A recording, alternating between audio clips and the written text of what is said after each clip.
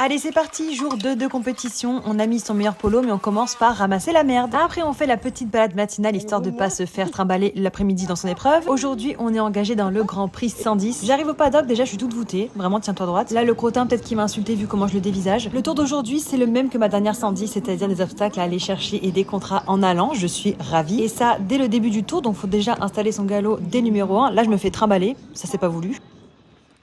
Une fois qu'on a réussi à se faire respecter et à partir au galop sur le bon pied, on continue à sauter. Là, ma jument, je le sens, elle est bouillante, elle a encore plus la pêche que la veille, du coup ça fait trop plaisir quand elle est comme ça. Moi, je suis quelqu'un de plutôt calme à cheval, du coup j'adore quand les chevaux ils sont un petit peu électriques comme ça. Putain, il me ruine la vidéo. Lady in Blue, move!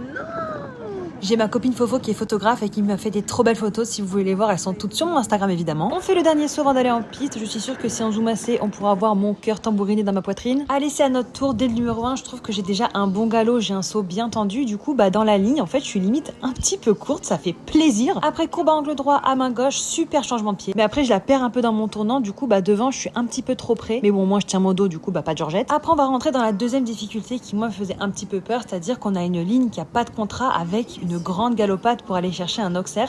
Et là, je me dégonfle pas comme j'ai fait la dernière fois. Et du coup, ma foulée sort super bien. Mais voilà, comme d'hab, une fois que j'ai fait un truc bien, mon cerveau idiot se dégonfle. Et là, je me dis, c'est bon, le tour, il est plié. Et là, dans ma courbe, je fais n'importe quoi. J'arrive devant un double à une foulée. J'ai peur, je m'encastre. La sortie...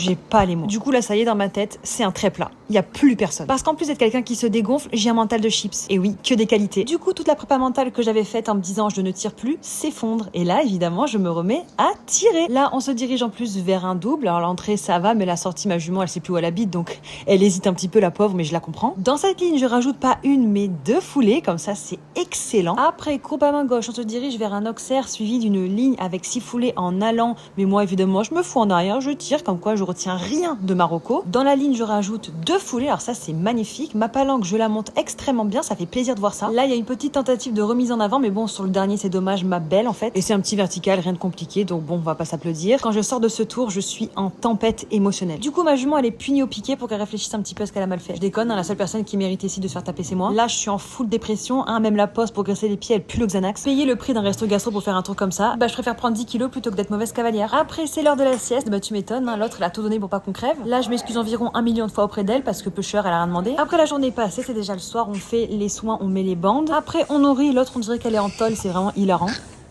Ah merde, le saut. Allez, comment on fait? Après, j'ai voulu faire un plan mignon, mais on dirait juste qu'il y a plein d'esprit. On se repose parce que demain, on refait un Grand Prix 110 et c'est fini. Bisous!